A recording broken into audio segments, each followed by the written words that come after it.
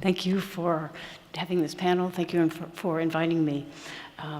As Attorney General Sorrell said, I currently am the executive director of a nonprofit called Vermonters for Criminal Justice Reform, which is devoted to education and advocacy. I don't want to repeat what I know you've been hearing the last two sessions.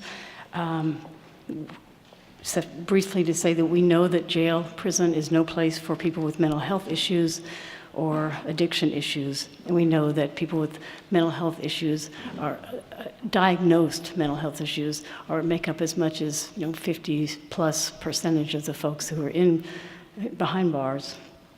And we know it's not the best way to address poverty.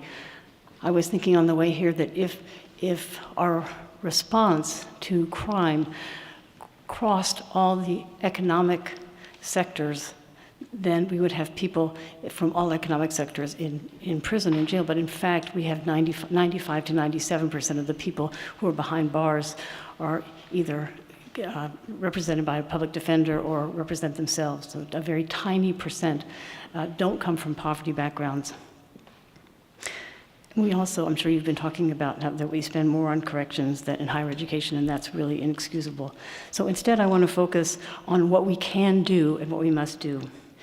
Yes, we do have restorative justice, a good system of restorative justice in Vermont, but the first thing the legislature needs to do is stop creating new crimes and stop increasing penalties. If this is the universe of human behavior, years ago there was a tiny sliver. In fact, I was just thinking recently that a few thousand years ago, according to some traditions, all of the criminal behaviors, the shout-nots fit on one tiny little slab. And now we've got many, many books of crimes. And every year the legislature creates new crimes. This past spring, we criminalized revenge porn. The year before that, we criminalized sexting. The legislature does this in the mistaken idea that making something a crime prevents the behavior. And we know that that is not true. It's an ineffective approach to changing human behavior. In terms of increasing harsher penalties, we also know that nobody ever decided not to rob a house because the penalty was now 30 years instead of 25 years. That doesn't work either.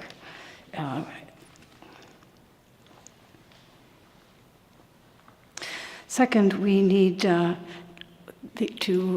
this is pretty radical, but what we really need to do is completely overhaul the criminal code so that our sentencing structure is more in line with that of other civilized countries on the planet.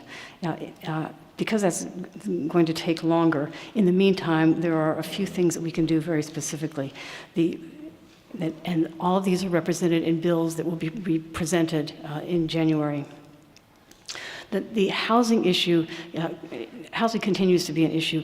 I intensely applaud the efforts the DOC has been making over the past months. This is terrific to reduce that number of people.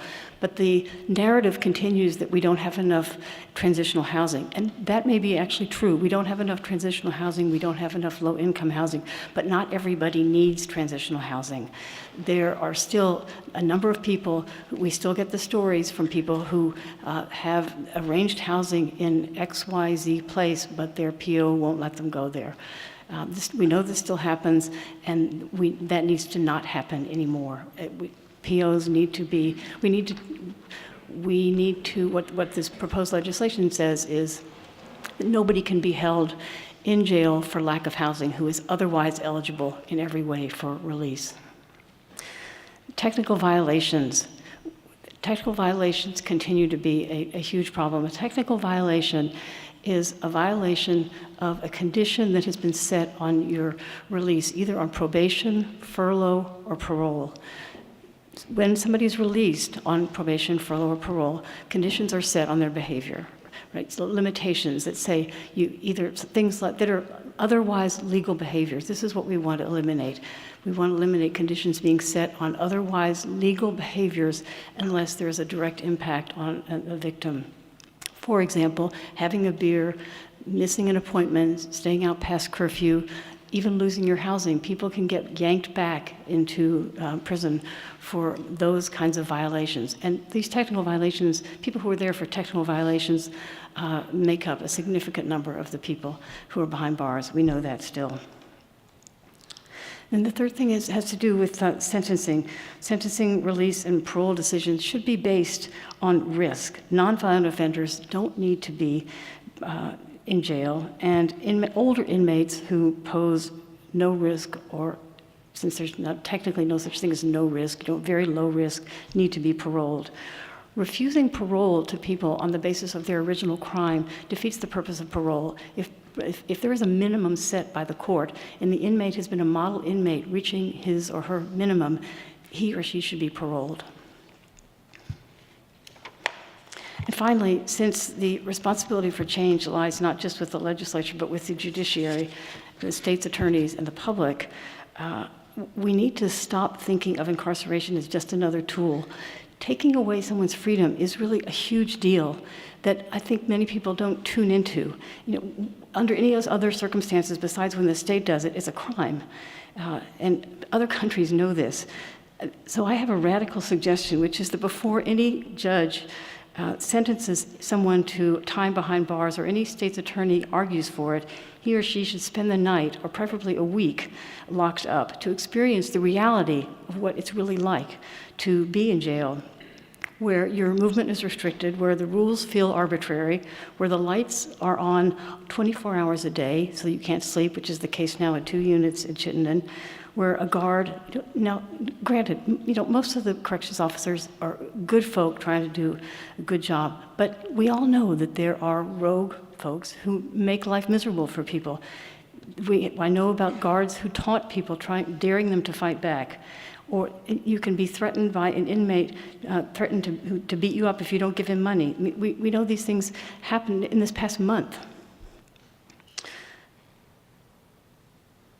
So to sum up, we need to reverse the trend of past decades. We need to make much better use of the alternatives that we have that do exist to address interpersonal harm, because these alternatives work and they're more effective at reducing crime, and we'll all live in safer, healthier communities if we can enact some changes that will be more effective. Thank you. Thank you very much.